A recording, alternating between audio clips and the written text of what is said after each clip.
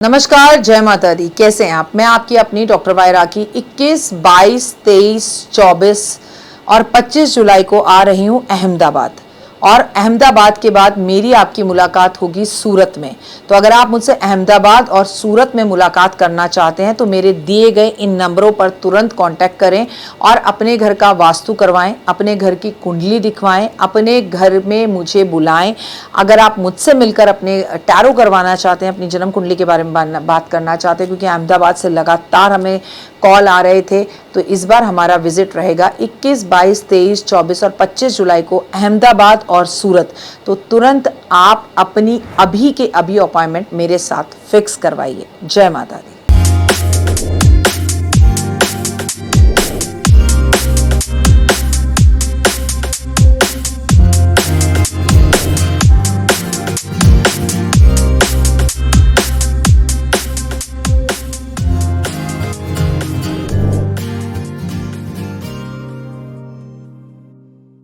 खूबसूरती कई बार इतनी खूबसूरत लगती है आपको अपने रिश्तों के अंदर कि आपको यही नहीं पता चलता कि उस खूबसूरती के पीछे दिखने में ताजमहल जरूर है, लेकिन है तो एक कब्र ही। नमस्कार, सुस्वागतम, वेलकम, अभिनंदन। तो अगर खूबसूरती देखकर विवाह करने जा रहे हैं तो रुक जाइए, थम जाइए, समझ जाइए, कहीं आपकी कब्र ना बन जाए। क्योंकि खूबसूरती काम नहीं आती, काम इंसान के कर्म आते हैं, उसके लक्षण आते हैं और उसके संस्कार आते हैं। शादी उससे कीजिए जो संस्कारी हो, चाहे वो लड़का हो या लड़की। नमस्कार, सुस्वागतम, वेलकम, अभिनंदन। मैं हूं आपके साथ आपकी अपनी होस्ट दोस्त डॉक्टर वाई राखी। आपका स्वागत अभिनंदन करती हूँ आपके, मेरे और माता रानी के इस खूबसूरत से यूट्यूब चैनल पर। हुए हुए सुबह की राम राम। कैसा है मेरा ये संसार? दिन दुगनी रात चौगनी तरक्की करें, माता रानी की असीम कृपा आपके संसार और परिवार पर बनी रहे। चलिए कार्यक्रम की शुरुआत करते हैं हमेशा की तरह बिलीव इन कर्मा।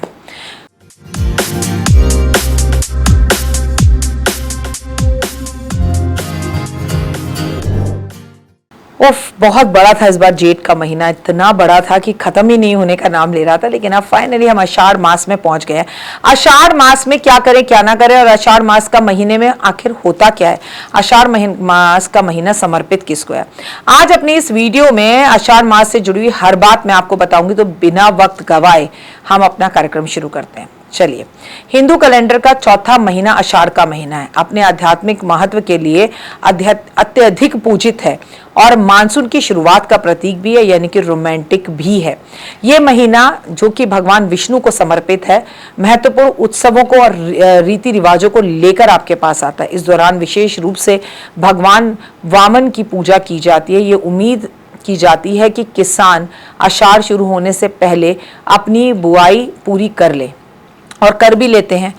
मैं आपको बता दूं, पूरी की रथ यात्रा की शुरुआत भी, देव शयन एकादशी भी इसी महीने में जो है वो शुरुआत होती है। ये अध्यात्म के महीने से बहुत खास महीना हो जाता है, क्योंकि इसी महीने में देव शयन एकादशी से हमारा चतुर्मास शुरू हो जाता है और पूरी की रथ यात्रा भी शुरू होती है। आषाढ़ के मास के कुछ नियम भी होते हैं। माना जाता है कि भगवान विष्णु आषाढ़ के दौरान अपनी दिव्य निद्रा में चले जाते हैं, अपने ससुराल चले जाते हैं, ससुराल में जाकर सो जाते हैं, समुद्र में जाकर सो जाते हैं। इसीलिए इस महीने में इन 4-5 महीने में जो आषाढ़ का महीने से शुरू होते हैं, आपको बता दूं कि बहुत महत्व हो जाता है समुद्र की पूजा का। इसलिए अगले 4 महीने तक के लिए शादियों का या मुंडन का या गृह प्रवेश का कोई समारोह नहीं किए जाते। शांति के लिए, दैविक पूजा के लिए, विष्णु के मंत्रों के लिए, जाप के लिए ये समय सबसे अच्छा रहता है।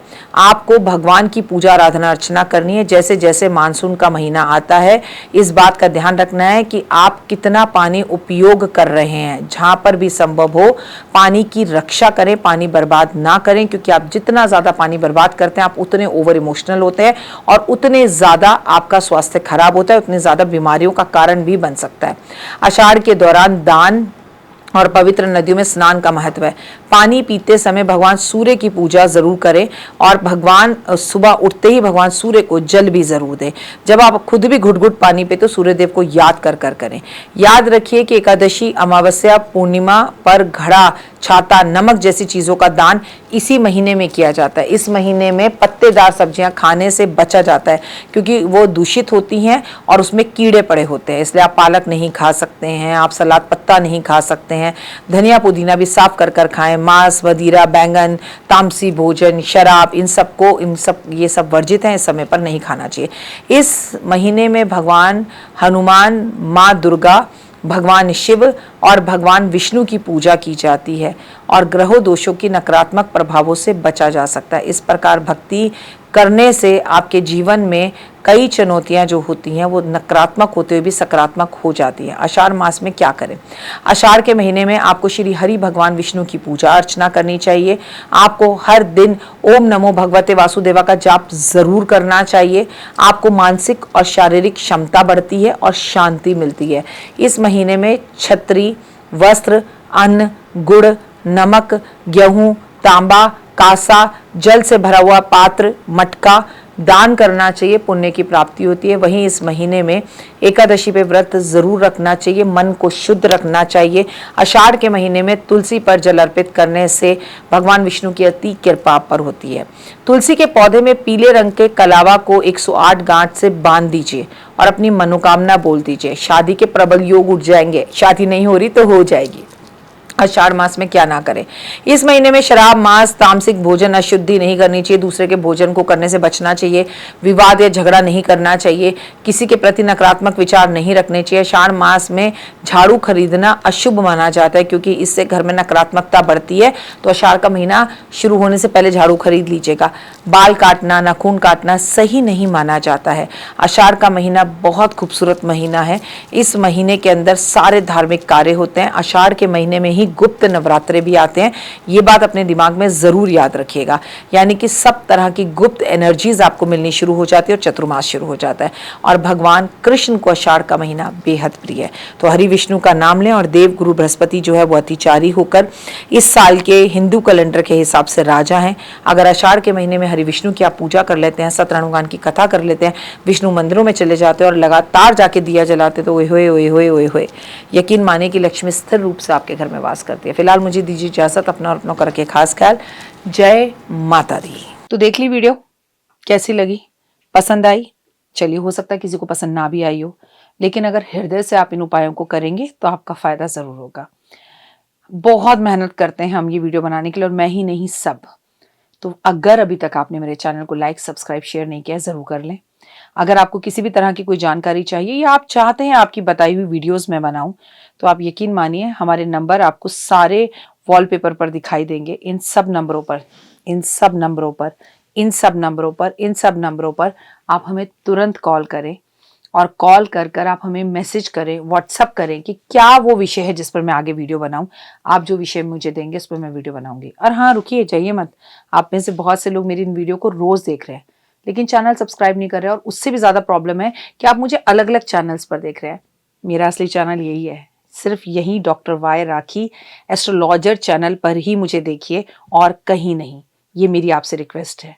जय माता दी। जीवन में है समस्या, नहीं मिल रहा तकलीफों से छुटकारा, नहीं मिल रही मनचाही नौकरी, टूट गया है विश्वास, सांस से आपकी बिल्कुल नहीं बनती और खत्म हो गई है आस, भगवान से आपका विश्वास उठ चुका है। टैरो के 78 कार्ड खोलेंगे भविष्य का राज। सरकारी नौकरी से हैं आप कोसों दूर। कुंडली जगाएगी कुंडली जागरण, कुंडली बताएगी आपका भविष्य। ऊपर से ये जादुई हवाएं, ऊपरी हवाएं, जादू टोना तंत्र विद्याएं, पति पत्नी और वो। करना होगा खुद पर विश्वास। दीजिए मुझे भी एक मौका, अपनी कुंडली दिखाइए, टैरो कराइए, लेकिन अपनी जिंदगी को जल्द बदलवाइए। मैं हूं डॉक्टर वाई राखी। आप मुझसे बात कीजिए, फ़ोन कीजिए, अपॉइंटमेंट लीजिए। आपकी ज़िंदगी के अंदर आएगा ज़बरदस्त बदलाव।